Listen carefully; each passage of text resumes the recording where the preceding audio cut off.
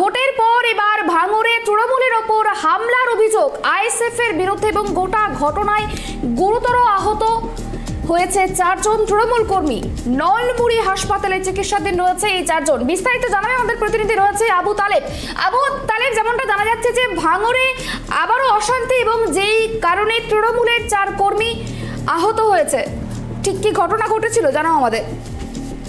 আমি তোমাকে জানিয়ে রাখি, ভোটের আগেই একেবারে যে উত্তপ্ত ভাঙড়ে দেখিয়েছিলাম আপনাদের যে চিত্রটা, আবারই ভোটের পরে আবারও হিংসা, একেবারে আইএসএফ এর হিংসা বোমা উদ্ধার হয় একেবারে উত্তর কাশীপুর থানার একেবারে উত্তর কাশীপুর পোলেরহাট, সেখানে গিয়ে পোলেরহাট থানা যাওয়ার পরে বোমা ডেরাম ভেজাই উদ্ধার করে একেবারে সে সত্য তোমাকে জানিয়ে রাখি।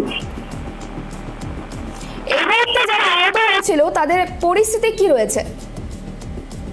একেবারে তোমাকে জানিয়ে তাকে নলমুড়ি হসপিটালের কাছে একেবারে আনা হয়। সেখানে নলমুড়ি আনার পরে তাকে চিকিৎসা করা হয়। তাদেরকে 4 জন আহত।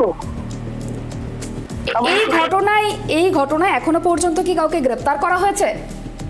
সূত্র খবর পাওয়া যাচ্ছে যে তৃণমূল কংগ্রেস একেবারে শরীফুল বলে তিনি দাবি করেন আইএসএফ এর প্রশাসনের কাছে দাবি করে, এমনই স্পিড দাবি করে তাদেরকে গ্রেফতারের দাবি চান।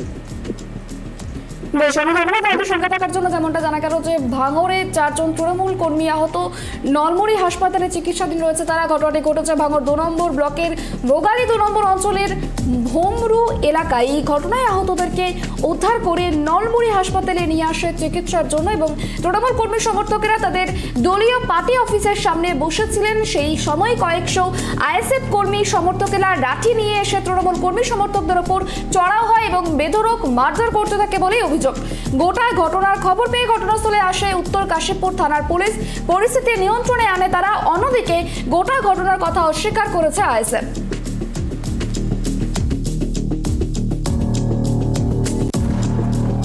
আমি এখনই শুনলাম যে ওখানে আমাদের পঞ্চায়েত সদস্য তার মাথা ফেটেছে।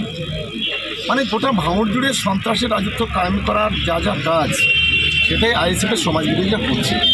আমরা আমাদের কর্মীকে সংযত থাকতে বলেছি। পুলিশ প্রশাসনের প্রতি পূর্ণ আস্থা আছে।